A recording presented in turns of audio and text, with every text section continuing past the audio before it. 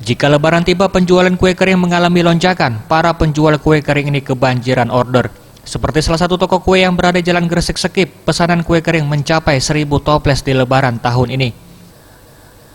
Pemilik toko kue ini, Fangs, mengatakan peningkatan penjualan mencapai 80% dari hari biasanya dengan kisaran harga Rp35.000 sampai Rp90.000. Untuk meningkatkan penjualan di tempat ini juga berinovasi dengan menjual parsel kue kering dan cukup diminati sebagai hadiah THR dengan harga mulai dari Rp125.000 sampai Rp200.000.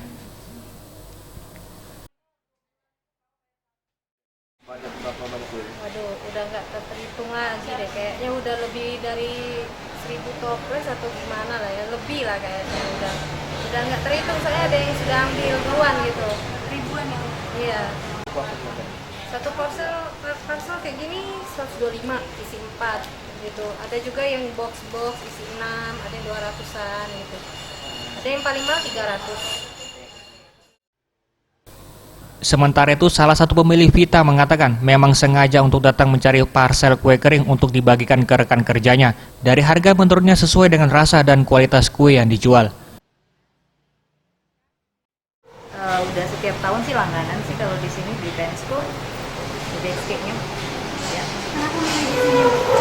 Rasanya tuh enak, gurih, dan nggak terlalu mahal.